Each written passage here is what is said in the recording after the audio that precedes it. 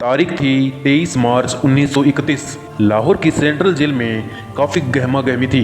Jail के सभी कैदी अपनी अपनी कोठरियों के अंदर थे, लेकिन तभी अचानक जेल वार्डन की तरफ से जानकारी मिलती है कि आज भगत सिंह, राजगुरु और सुखदेव को फांसी दी जानी है।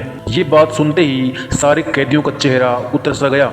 इसके बाद तीनों क्रांतिकारियों को फांसी की तैयारी के लिए उनकी कोठरियों से बाहर निकाला गया। इसके बाद इन तीनों को फांसी के लिए ले जाया गया।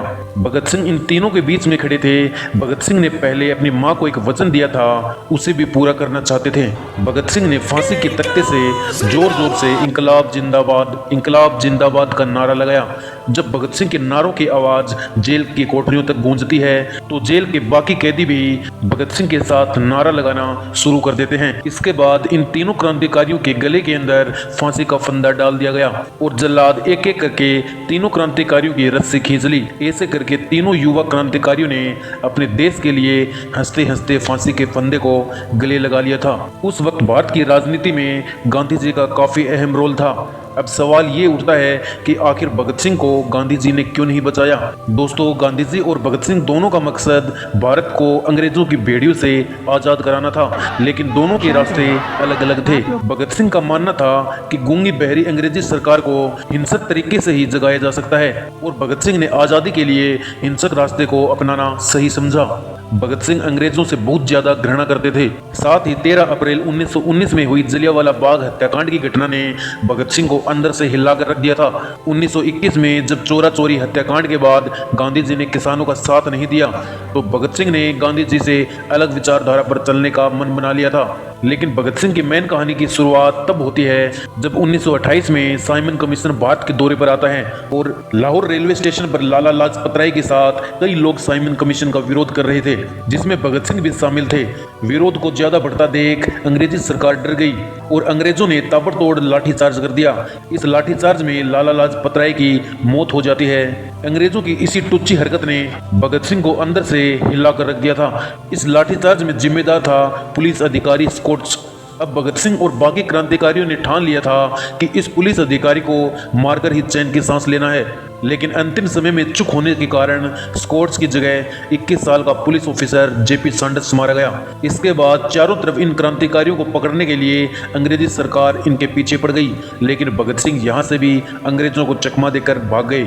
इसके बाद भी अंग्रेजों की जुल्मकारी नीतियों से भगत सिंह परेशान थे। इसके लिए अंग्रेजी सरकार को जगाने के लिए भगत सिंह और वाटोकेश्वर दत्त ने साथ मिलकर सेंट्रल असेंबली में बम फेंक दिया और वहां पर जोर से इंकलाब जिंदाबाद का नारा लगाकर अपने आप को सरेंडर कर दिया।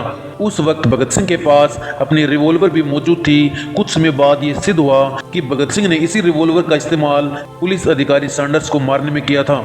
इसी वजह से अंग्रेजी पुलिस ने सैंडर्स हत्या में भगत सिंह को अभियुक्त बनाते हुए फांसी की सजा सुना दी थी।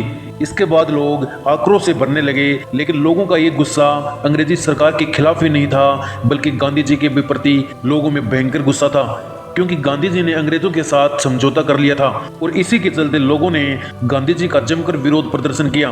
साथ ही गांधी मुर्दाबाद और गो बैक के नारे लगाए गए। वे मानते थे कि ब्रिटिश सरकार अगर भगत सिंह की फांसी को माफ नहीं कर सकती तो ये समझौता करने की जरूरत नहीं थी। हालांकि कांग्रेस वर्किंग कमेटी उस समय इस मामले में पूरी तरह से गांधी जी के साथ थी।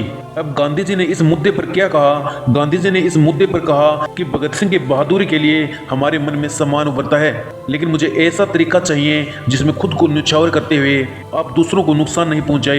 वे कहते हैं कि सरकार गंभीर रूप से उकसा रही है, लेकिन समझौते की शर्त में फांसी रोकना शामिल नहीं था, इसलिए इससे पीछे हटना ठीक नहीं है। गांधी जी ने कहा कि किसी खूनी, चोर या डाकू को भी सजा देना मेरे धर्म के खिलाफ है। मैं भगत सिंह को नहीं बचाना चाहता था, ऐसा शक करने की तो कोई वजह ही नहीं हो सकती।